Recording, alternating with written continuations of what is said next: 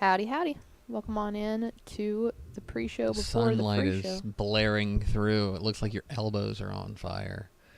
Well, that's because they are. It was like the cannons are ready to roll. Yeah, it's hard with this webcam because you have to find like the right angle for it, and it's either it lays back to where you can only see my head, or it's a little bit far down. So there's not super a happy. I guess I could. Let's see if I can. There we go. Ready? Here are some adjustments. There we go. This Okay. is why That you tune looks into more the normal. show. Okay. Hello, everybody. Welcome into the pre-show before the free show. I'm Greg. That's Ashley. So yesterday I did something I've never done before. Mm-hmm. I've done it before, but I've never done it under these particular circumstances. Pickle, yesterday, Mm-hmm. I went to a wedding. I am aware. Now, perhaps you're thinking, yesterday was a Wednesday. It was Ash Wednesday, actually. If we're getting specific. Happy Lent to all the Catholic, all the Vatican homies. So, I've never been to a Wednesday wedding. Now, I know you are just now gearing up because of your age. You are gearing up into the wedding season of your life. Yes. Right? You're going to go to a lot of weddings over the next, let's just say 4 years. Yeah. Right? Yeah, it's happening. Because you're 25. Mm-hmm. So 25 to 29, I think, is a real sweet spot. Yeah. So you go to a lot of them then. Yes. And so I'm already past that, obviously. Mm-hmm. I've been to a lot of weddings. You've also had your own wedding. Had my own wedding, which is on a Saturday. Most weddings, I think, are on a Saturday. Yeah. Right? Anywhere between Friday to Sunday is typical. I bet if you were to do like a chart. Mm-hmm. Saturday would be the Saturday's most the big requested. day. Yes. Saturday's got to be 80+%. But I'll tell you right now that with everything getting so expensive just in the world, Fridays and Sundays are becoming a lot more popular. I have no doubt. Fridays are becoming popular. I have no doubt. I have been to a wedding on a Monday. It was Monday, July 4th. Oh, okay. And I think it was a similar situation of I think it was a relatively affordable to get the venue and things like that on an off day. I had never been to a Wednesday wedding, but my friends, Clint and Jenny, were getting married yesterday. And there's a reason that they're getting married. They are moving to... They're in love. Well, that too. That's the reason they're getting married. Isn't that the reason most people... They want to devote well, their I don't know if lives that's the reason most people get married, but they want you to would devote hope. their lives to each other. But the other reason is a practical one, which is they are moving to Nashville today. They're moving to Nashville today. Clint is a singer-songwriter. He was actually on The Voice a couple seasons ago. That rules. And so they're moving to Nashville. In talking with Jenny last night, it's not just because of this, but at least part of it is they're going for it. He's gonna try to do the country songwriter thing, and he's pretty good. You should go look up Clint Sherman on Spotify. It's his stuff is very good. So they're moving to Nashville today. They wanted to get married before they go to Assuming Nashville. Because all the families here, yeah, family, friends. and family and friends and stuff like that. So make sure you go listen to Happy to Drive, his single. So they're moving to Nashville. They wanted to get married. And so the wedding was at 5 o'clock yesterday in Dallas. Pickle, I'm here to tell you something. Mm-hmm. I think these off-day weddings are actually pretty great. Really? It was pretty great. Now, part of it is that I love Jenny and Clint, and so it's just I'm happy to celebrate them, right? Right. And I also knew a lot of other people at the wedding and stuff. That helps a lot. This is they're friends from the camp that I volunteer at, and so it's a lot of my friends from the camp that I volunteer at. So just that helps too. Yes. Yeah, having not just knowing the couple, but knowing a lot of the guests in attendance instantly makes the wedding go yes. whoop, whoop. Yes. With that said, there was a certain element of, because afterwards there's a very, very small reception, which was we went to the Smoky Rose down the street. And nice. We all just met up and had some drinks and some eats, and we all just kind of hung out. Perhaps because the wedding was beautiful in this beautiful church down there in Dallas, and that was very traditional. It's a Baptist church, and it's a very traditional ceremony. But I think the reception is what I liked the best. Because it was probably the most casual wedding reception, if you even want to call it that I've been to. And then everybody just kind of broke up at like 8:30, and we all went home because we all have work. And I got to be honest, it ruled. That's perfect. Yeah, that's all you need. Like, I got to hang out with all my friends. I got to see them. I got to have a beverage. I got to, eat a little bit. And I got to go home. Yeah, that being said, though, the reason that it ruled for you is the fact that you live in the place where they got married. That's true. Midweek weddings would be stinky if you had to travel super far for them. You're right. And so then you're taking multiple days of work. When you are committing to this, I think that what you are committing to is A, understanding that not everybody's going to be able to be there. Yep.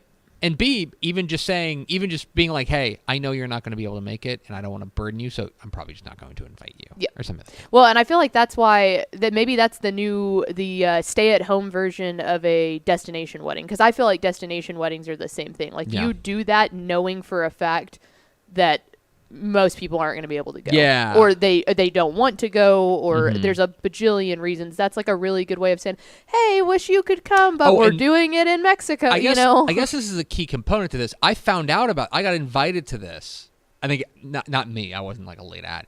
Everyone got invited to this 2 weeks ago. Yeah. We got told 2 weeks ago, hey, by the way, we're getting married on this Wednesday. We'd love for you to be there. And I'm glad I went. I thought it was great. And so, I don't know. It's not for everybody. Like, you certainly have to understand all of the machinations that come along with it. Mm-hmm. But I thought it was great. Big fan. I've got a wedding coming up in April, and the bride is Indian, and so she's not marrying an Indian man. Her future husband is white. And so it's really cool because on the invitations, there's like two different things. If they're like, you can dress like American style wedding, or you can dress Indian style wedding. And it says it's like all of our American friends are welcome to indulge in the culture and all that stuff. But I'm super excited to see how that goes because I haven't been to a traditional like Indian wedding before. Yeah. So now I do think they're having an Indian ceremony because that's like a multi-day thing, and then they're having an American ceremony. So we're going to the American ceremony, but it's still going to have like all the Indian flavor mixed into it. I think that's going to rule. I'm super excited for that. So there's one other thing I need to bring up, and I'm glad you brought that up. The attire. Yes. Because the wedding attire is always, you always want to know, what do I need to wear to this wedding? Yeah. This wedding in particular is formal. This wedding, the listed attire was cowboy cocktail. I like it. Which big cowboy. A large swath of the people who were there, easy peasy. Oh yeah, probably maybe like a suit jacket and jeans, boots, hat. What the hell am I supposed to do with that? So I ended up going with like check shirt, slacks, and Jordans. That works. I do own boots, and somebody asked me like, "Where are your boots?" And I'm like, "I own them, but they are really uncomfortable." It's funny. It's like in Llano, that's just like the normal wedding attire. Like you don't even like that's getting dressed up. There's a lot of times that all the groomsmen have boots on, and the groom has boots. I will not be doing that, but we did not. We grew up very different. Yes, in different places, and that's what makes this show fun. Anyway, congratulations to Clint and Jenny. Yeah, congratulations. Hit the theme expo. Pickle. Hit the arrow sign.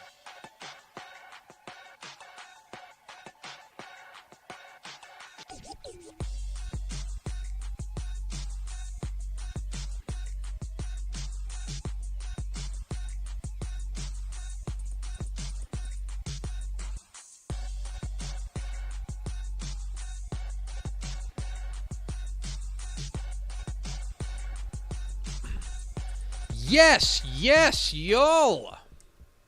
From the Dave Campbell's Texas Football Mothership here in beautiful Lewisville, Texas, it's Texas Football Today, a show focused on enunciating My name's Greg Tepper. I'm the managing editor of Dave Campbell's Texas Football, a magazine, texasfootball.com, a corresponding website. Thank you for spending part of your day with us, whether you're watching us live on texasfootball.com, Facebook, YouTube, Twitch, Twitter, all the places, or you'll show us on the podcast, which you can subscribe to on the podcast vendor of your choice. Either way, thank you for doing your part. Support your local mediocre internet show. I'm sitting over there at the helm today. She makes it sound good every day, with the exception of Wednesday, which wasn't her fault. Technically Tuesday. Which wasn't her fault. There's a portion of it that was. She's at the door. She's actually a pickle. Yeah. Do you want to explain why we didn't have a show yesterday? Yeah, I put it on Twitter, but for anybody who didn't see, so we recorded that show on Tuesday. I think that most of y'all had known that portion of it. But while we were setting it up before we recorded it at 3, old girl just completely shut down and lost everything. So when that happens, I have to go back in and open up like a whole other file. It's a long, long process. But the point of the matter is the soundboard stays physically connected, but technologically speaking, it doesn't automatically connect, so the soundboard was not connected. So we could hear each other the whole time, and I could hear us in the headsets, but you can't hear it on the system. So well, that's what happened. It is what it is. It's dumb that you have to manually connect it. I don't disagree with you, but anyway, today is Thursday, February 23rd, 2023. It is 200. I just had this up, and then I opened up something else. You're a dum-dum, Greg. 273 days till Thanksgiving. Happy birthday to former Ranger great Jim Anderson. Episode 1545. On today's show, folks, Matt Stepp talked with Amarillo head coach Chad Dunnam. So we'll hear all the things that are going on there in the Panhandle from the head Sandy. I've said this before. I know. I'm a broken record. They're the Sandys, and I get it. I prefer Golden Sandstorm. That's fair. Like that's I'm not going to argue with that. Yeah. Like it's like the Miami. No, Miami's the Hurricanes. Tulsa's the Golden Hurricane, right? So one player is not a Golden Hurricane. I guess theoretically one player is a Golden Hurricane, but then like collectively they're still they form a Golden Hurricane. But I like the singular, like that's fair. Non-S. There's only a handful. That's a lot more letters. Yeah. Like that's hard to put on a jersey like Fighting Irish. Or Fighting on Irish. A shirt or trying to think of other ones that I'm trying to think of other colleges that don't end in S. Syracuse, Orange or Orangemen, Fighting Illini, Golden Hurricane, Cardinal, Stanford. Anyway, all that's to say, we'll hear from Chad Dunnam of Amarillo coming up here at the back half of the show. They have to keep, whatever they change it to, if they ever do, they have to keep the actual logo, though, because the little golden tornado sandstorm guy is amazing. That you are absolutely right. And then, but before that, we're going to have some Dumb Thursday, where we're going to talk about the once and future football league, the XFL, and what we should be really paying attention to. So we'll have that coming up here in just a moment. Do we have first four through the door? We sure do. It was Nick Morton, Matt McSpadden. Sorry, Matt. Ed McElroy and Tony Blaylock. Welcome in, fellas. Welcome in, friends. We appreciate you spending a little bit of your Thursday with us. Is this the last Thursday of February? It is. We're done with Thursday Februarys after this. Yeah, because is next year a leap year? Yeah. I think so. I think next year's a leap year. Yeah, 2024 right. would make sense. That sounds right. I think it's I'm going to say confidently yes. It's multiplies by 4. Like 2004, 2008, 2012, was 2020 the leap year? I think so. So much happened right after because the leap year that's the least of my memories. Because from of 2020. course we would get an extra day of the hell year. Yeah, exactly right. All right, Pickle. It's Thursday here in the off season, and on Thursday we like to celebrate Dumb Thursday. Dumb Thursday. Texas Football Today is proud to present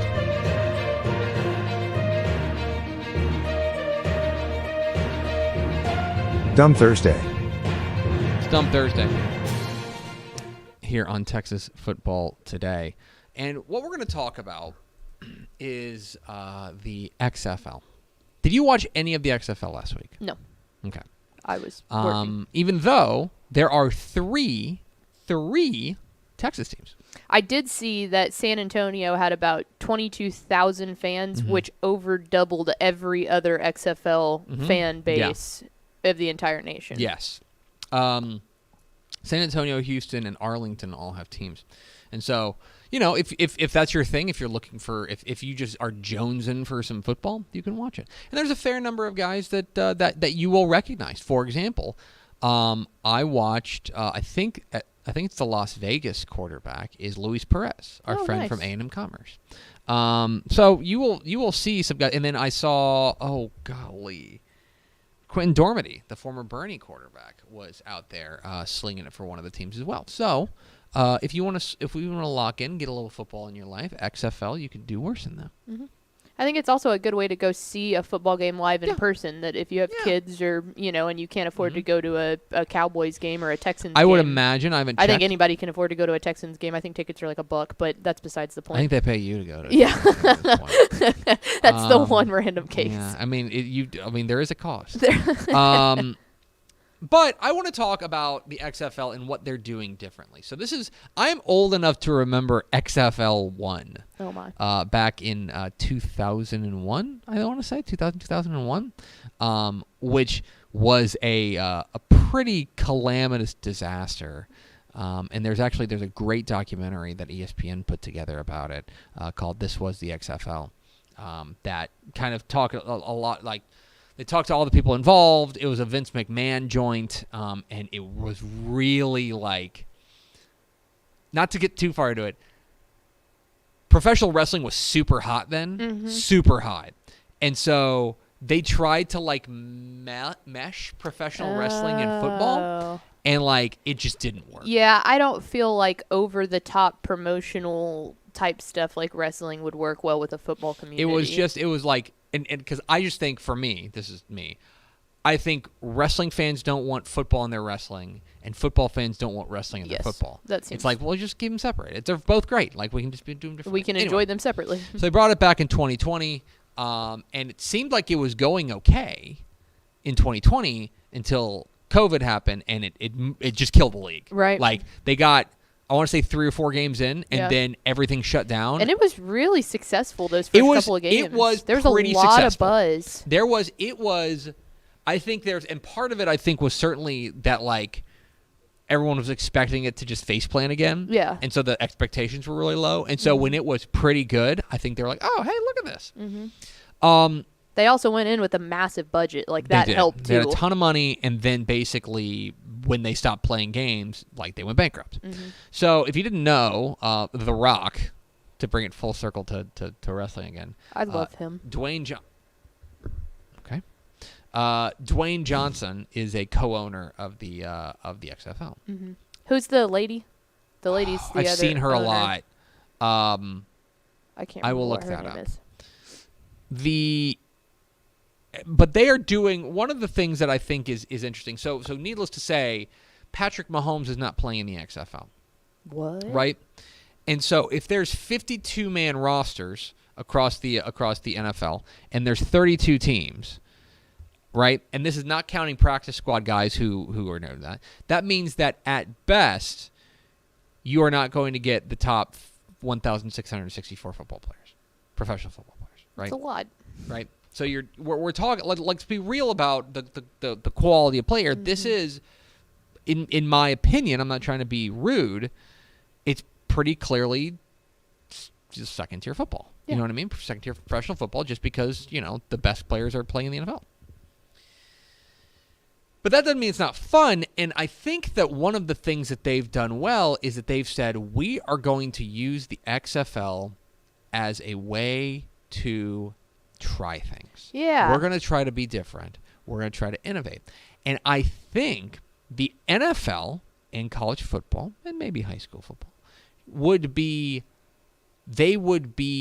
well intentioned to pay attention to the XFL and some of the things that they're doing, because I think that they feel like, hey, you know what? The stakes are a little bit lower because the money is not as high. Mm-hmm. So we can try things. And if it doesn't work, then we can kill it for next year or something like that. And so there are 4 in particular things that I want to talk about that I think that I want to kick around as to whether or not it should be implemented in other forms of football. Okay. Okay. First of all, let's talk about the overtime rules. Are you familiar with the XFL overtime rules? I am not. Okay. The XFL overtime rules are essentially NHL shootouts. Ooh. Okay?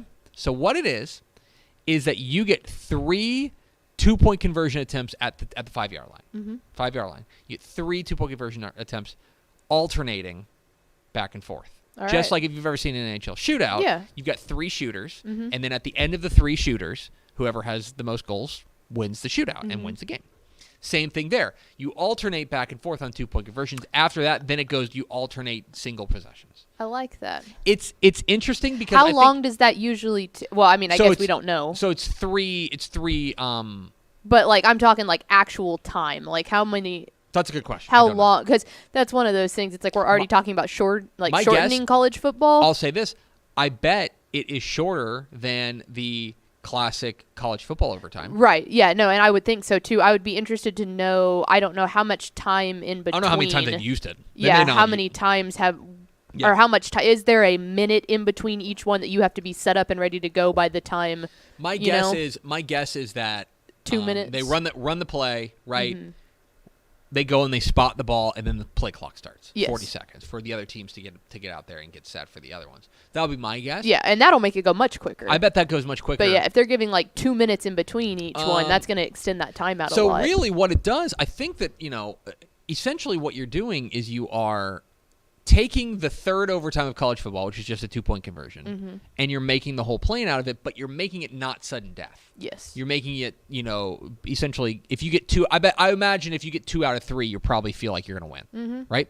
So, I don't know. I think it's interesting. Yeah. I think it's worth exploring because I know that everyone hates the NFL college. Like, the NFL cannot win on their overtime rules. No. They can't. No. Like, every time they tried to change it, it's a nightmare. Everyone complains. Yeah. So, I don't know. I think they should really consider that. I think it's interesting. All right. So, now let's talk about 3-point tries and extra points. Okay, let's talk about extra points. Okay. So, they don't let you kick extra points. There's no kicking extra points. Okay. Okay. That loses 32 different positions in the NFL. That's one. Well, no, they still kick off and stuff. We'll get the kickoffs here in a moment. Yeah, but I mean, sometimes that's different. There's no extra points. There are field goals, but there's no extra points. That if you score, you can either go for 1, 2, or 3. Okay. Okay. If you go for 1, you go from the 2-yard line, which is the standard 2-point conversion in the NFL. If you go for 2, you're at the 5-yard line. If you go for 3, you're at the 10-yard line. I love it. It does seem strange to me that in the NBA has the 3-point shot, right? Mm-hmm. It does seem strange to me that there's only the one way to get a field goal. Yeah, that's it's the 2 only way. Their football scoring is relatively limited. Do you know what I mean? Like as far as the ways that you can score. I don't know. I wonder if they could make it to where if you are in... I think it opens the game up, certainly. The ability to go for 3. And so if you're down 9, it's a 1-score game. Mm-hmm. Right? Theoretically, it's a 1-score game. If you're down 18, it's a 2-score game. Right? I mean... It's funny. I wonder if they could do a... I guess you could just choose... that would be dumb. I was going to say, in the... Going a step further, not just counting this as an extra point opportunity, but I wonder if you could extend the NFL thing to if you're anywhere outside the 10-yard line, you have to kick a field goal if you want to go for it. Yeah. Or if you're inside the 10-yard line, you could opt to do, an extra play, get a 5th down, basically, to go for 3. Now, everyone at that point would kick it, but it would be cool. Interesting. Yeah. I don't know. The tiered extra point thing is certainly very interesting. Cool. Yeah. Okay. Because I also think we should get kicking out of. You hate kickers. I don't hate kickers. You hate kickers. Greg Tepper hates kickers. I don't hate kickers. I just feel like people don't watch football for kicking. I just feel like we shouldn't have kickers. I don't hate them. I just feel like we shouldn't have them. Not what I'm saying. I love kickers. The double forward pass. All right. You can throw. So let's say we're playing in the NFL or at high school football or anywhere. Okay. And I'm the quarterback. You're the running back. and you flare out to on the shotgun, you flare out to the right, you're 2 yards in front of me, but you're still behind the line of scrimmage, I complete the pass to you. That's a forward pass. Yeah. Right? You then have to run. Like you can't. Yeah. You can throw it backwards. You can throw it backwards, but you cannot throw it forwards. Or the laterally. XFL says you can throw 2 forward passes on one play if the first one is completed behind the line of scrimmage. Oh, so, okay. Essentially, like I could throw a little swing pass to you. Yeah. If you're behind the line of scrimmage, or like a screen to you. Yep. Yeah, a screen would work. And then you could throw it again. Yep. That's a little too I don't like kitschy that. for me. Yeah. It's a little too kind of wild, but I love the innovative nature of it. Because it's gonna work once. Oh yeah. And people are gonna be like, whoa, you know what I mean? Yeah, the times that would go.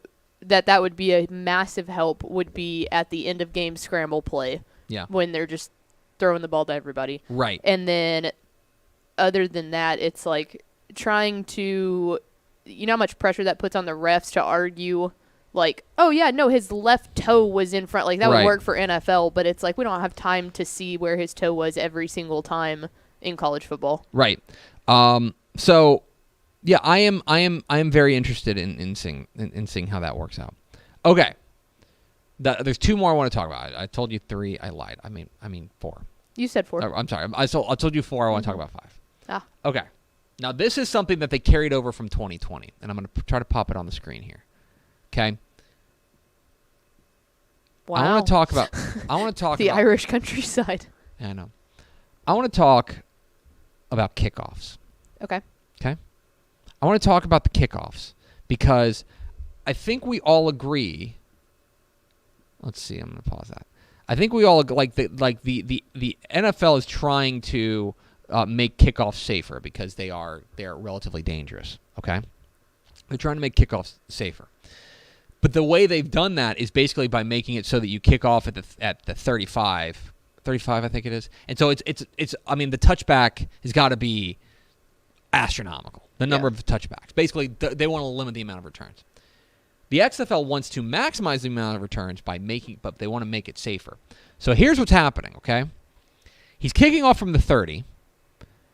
His blockers are up here on the opposing 35. Mm-hmm. And the return guys can line up at the 30. So watch what happens here. Okay? He's going to kick it. Now that's wild to see, right? Yeah. But essentially what you're doing is you are eliminating the amount of, and this ends up being a touchdown. That's why there's a highlight of it.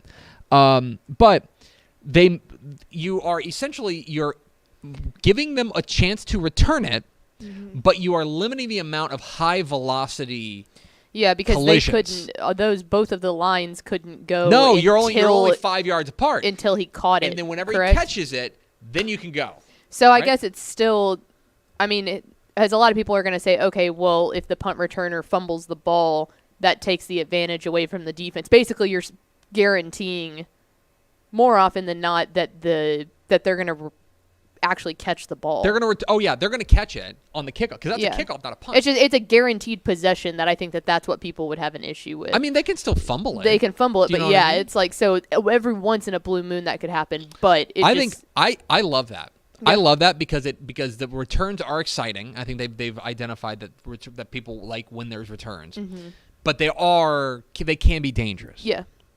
And the way that they're dangerous is that you've got a guy running from the 35 and he's colliding with a guy who's also running from the other 30. Yeah. You know what I mean? And they're colliding, right? Well, yeah, or at the times where they don't call fair catch and this massive burly guy is coming down and the guy basically just caught it. I mean, you're getting lit up. Right. I think that's great. One more I want to talk about. It's onside kicks. Okay? One more I want to talk about onside kicks. So, onside kick, we're all familiar with it. The NFL, I mean, if you didn't know, about 5 years ago, the NFL instituted some rule changes that you can only have X number of guys on one side of the ball on a kickoff. That basically, again, for safety reasons, because people were getting their blocks knocked off on onside kicks, that they cannot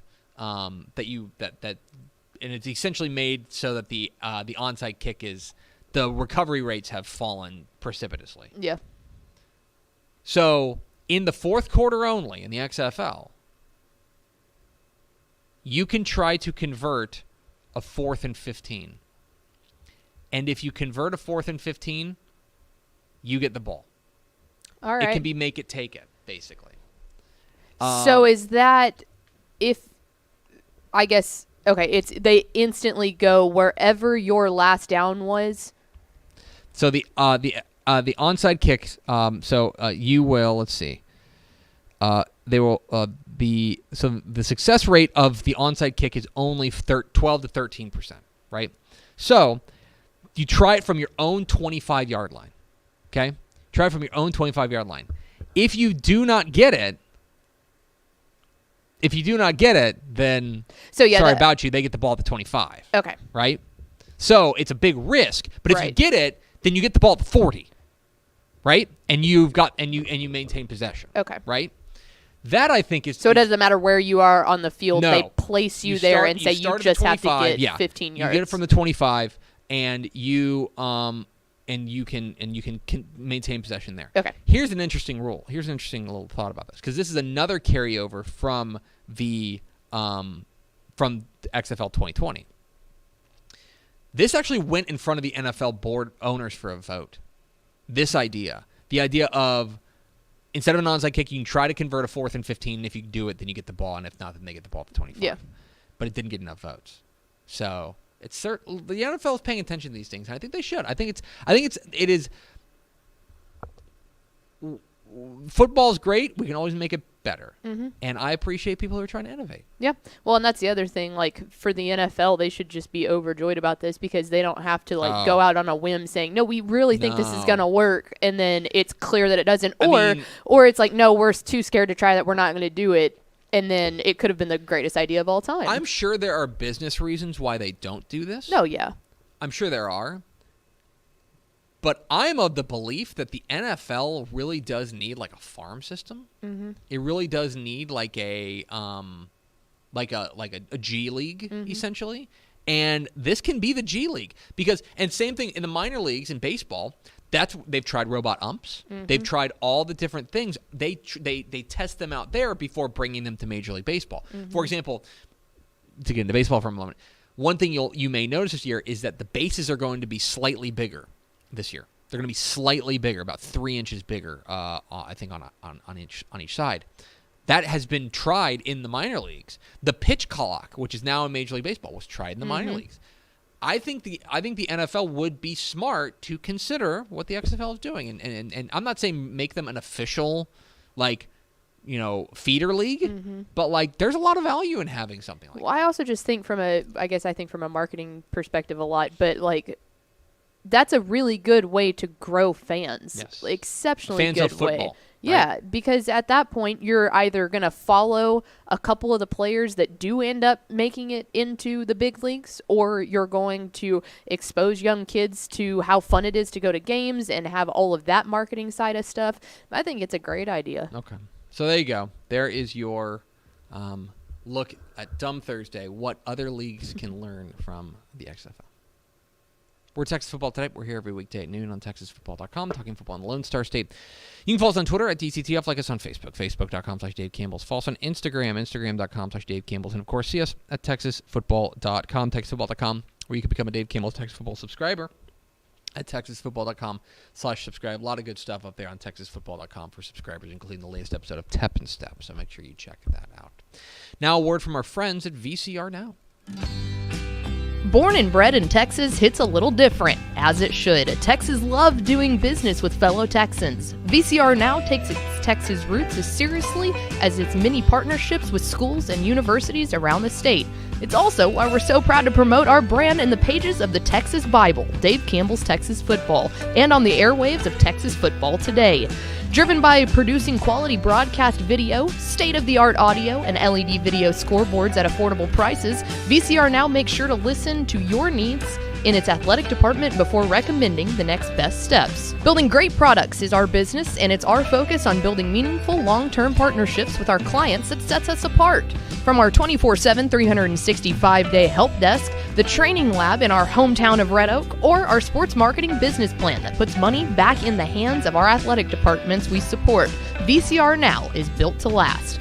Reach out to us today at info@vcrnow.com or by calling 855-GO-VCR-NOW. Again, that's info@vcrnow.com or by calling 855-GO-VCR-NOW. Pickle Matt Stepp recently caught up with the head coach of the Amarillo Golden Sandstorm, Coach Chad Dunnam. Here is Matt Stepp's conversation with Chad Dunnam of Amarillo here on Texas Football Today. Matt Stepp, Dave Campbell's Texas football back here at the South Plains Coaches Clinic, here with the head coach of the Amarillo Sandies, Coach Chad Dunnam. Coach, I appreciate you taking a few minutes to chat with us today. Matt, I appreciate you, man. Appreciate you being here. So I always call you guys the Sandies, but I also know you go by the Golden Sandstorm. Is there a preference in Amarillo High? Which one y'all go by? I prefer the Golden Sandstorm. Okay. I really do, and I think we refer to that in our football program, but I think a lot of us in our athletic program refers to the Golden Sandstorm. Okay. It's just I don't know. It's a little bit more official. I like it. Okay. Well, I have to keep that in mind next year in the magazine. I think I put Sandies in the magazine last year. So Sandies, we're Golden Sandstorm, we're both, but I just prefer Golden Sandstorm. Okay. Well, Coach, first off, let's talk about the clinic a little bit. Obviously, you're not too far down the road. Just a short trip down I-27 to come down here to Lubbock. How nice is it to have a clinic like this with so many great speakers, just a hop, skip, and a jump away from Amarillo? Oh, it's awesome. The thing about it, this clinic's been around for a long time, and it kind of lost its firepower a little bit, 5 or so years ago, and just the work that's gone into it of bringing it back with, Billy Robbins and Coach Darden and those guys working hard at getting this clinic going again. I think people will be surprised just the level of, knowledge and experience that we have in our speakers. We've got a great lineup, and it's been really good. Yesterday was really good, and our speakers are good right now, so I'm enjoying it. Are you drawing out any plays on napkins or anything yet? You got your pen ready? No doubt. That's the thing about it. What's good about these things is you get, everybody speaks on a certain topic, and it's always good to hear the way, their terminology and the way they coach it and the way they teach it. But what's even more so enjoyable about clinics is once the speakers are over, everybody sits around in a room, and it's kind of a little less formal and off the cuff a little bit, talking about football, and that's really the neat thing. All right, Coach, and we talked about your ball club this year, and I've talked to several coaches in your district here at the clinic. All of them are here, basically. Yes, sir. And the common theme about your district 2-5A Division I is just how tough it is week in and week out, top to bottom. You guys were able to get into the playoffs last year, but it's a grind every week in that district. How much do you feel like your district prepares you guys for the playoffs? Because, it's tough. No doubt it is. I think, first of all, I don't think there's a weak spot in our district. I mean, everybody is competitive, and you better show up and bring your A game every single week, or you're not going to be successful. Really well coached, a lot of talent in our district. If you look from top to bottom, week to week, you've got to show up and you got to play and you got to prepare well. So, and I do think it prepares us for the playoffs. We look at it a couple of ways. We try to get a non-district schedule that's very competitive, that will prepare us for our district race and also prepare us for the playoffs. And I think our non-district schedule, along with our district schedule, if you can survive and stay healthy, you're going to have a chance to play well in the playoffs. All right, Coach, when we look at your ball club here heading into 2023, still a long way away, a lot of work still to be done. But just when you look at your team, what you got coming back and maybe some guys you lost due to graduation, what are some areas where you're bringing some experience back and some areas where, hey, we're going to be young, we need some guys to grow up here in the offseason? Yeah, it starts, I think, when you look at it. We lost our quarterback, Mason Graham, really good quarterback, going to go on to New Mexico State and play there for those guys, and so replacing him is going to be a task, but we had a kid who worked in this past season, got some reps and got to play for us in two different areas. We had a safety get hurt early in the year, and so Will Flaming, who will be our quarterback this next year, stepped in and played safety for us the majority of the year, and then there's some times where we want to get a little bit more quarterback run game going, so we'd utilize Will in those situations, and Mason got a shoulder dinged up just a little bit. So Will has some experience, but we're excited about him and what he's going to bring to the table. areas where offensively where we're going to have to, replace. We lost a senior core of receivers. They were every one of our receivers. One of them, Jamison Garcia. Yeah, I remember him. He was great at 7-on-7. No doubt. He's been a player for 3 years, been a starter for us for 3 years, and our leading receiver. Set school record in receptions and yards. So Jameson's going to be a tough one to replace. He's going on to Incarnate Word and going to play football there in San Antonio. So we've got some young guys that were backups, and they've got to step up and grow up, and then we've got to develop an offensive line. I think everybody's in that situation where offensive line's a concern, and right now we don't know exactly who they are, but we've got a group of kids that are working really hard to be that group. And I think once football season comes, we'll have a group, settled in there that we believe in, and we're going to go play with, and that'll get better from week to week. Never had a football coach tell me you could have too many offensive and defensive linemen, right? No, that's the thing about it, I think we all, anytime you go talk to a coach, they're like, man, we got to find some linemen. Well, we're all looking at trying to find linemen and create linemen. So, the good thing about it is they don't have to be we're playing high school football. They don't have to be 6'6", 300 pounds. They can be a kid that'll get after it and play hard, and we can be successful with them. But they're 6'6", 300. You'll take them, right? I'll take them. Anybody wanting to move over there to Amarillo High and 6'6", 300, I'll take them. So, well, Coach, final question for you. Obviously, I love coming. I come to Amarillo basically every year in the first round of the playoffs. It seems like a lot of good places to eat in Amarillo. When it comes to breakfast, I love going to the donut stop. But I think you got a couple of suggestions for me. If I want to expand my breakfast horizons there in Amarillo. No doubt, I'm a breakfast guy, so I can't go without it from day to day. So right there by our place, right by Amarillo High School, there's this place called the Bagel Place, and obviously you can get any type of bagel you'd want. But I'm a breakfast burrito guy. Same. I'm telling you, they've got a real deal burrito. It's one guy can't eat it. It'll take 2 or 3 of you. You can split it up, and it's awesome. And then right across the street from Amarillo High is a really good place, Hud's, which is a local restaurant that has a really good burrito. You got to try that one out. What are you one of those guys who gets everything on the burrito? You want it all, or you have I sausage, bacon, potatoes, and then you got to add those green chilies. Oh yeah, no doubt. Good. Well, Coach, appreciate your time. Congrats on a great 2022 season. Good luck in 2023, and we appreciate what you do for student athletes here in Texas. Matt, we appreciate you. Thank you. There he is, Chad Dunnam, head coach of the Amarillo Golden Sandstorm here on Texas Football today. Appreciate his time, as always, at the South Plains Clinic. Let's go over to Ashley Pickle for America's second favorite segment, Final Thoughts. Coming up at 2 o'clock today, Women Talking You guys Football. are still doing that? The women are back. The women are back, and guess what they're doing? Talking. They're talking football. This is true. We're going to be joined by Jenny Netherland, who is the superintendent for Granger ISD, but she actually, in all of her free time that she has being a superintendent, she is a consultant for ISDs all across Texas when it comes to hiring their football coaches. So super interesting to hear from her. So we're very excited about that. And then we're going to talk some girls basketball too, but what we got coming up. So cool. 2 o'clock, wherever you're watching this, we'll see you. WTF coming up here at 2 o'clock. It's going to do it for us. Thanks for spending a little bit of your day with us. Follow us on Twitter at DCTF. Like us on Facebook, facebook.com/Dave Campbell's. Follow us on Instagram, instagram.com/Dave Campbell's, and, of course, see us at texasfootball.com. Thanks again to Chad Dunnam of Amarillo for being our guest. For Ashley Pickle, I'm Greg Tepper. Vince Young, please get your Player of the Year trophy. We will see you tomorrow for Help Behind a Mailbag Friday on Texas Football Today.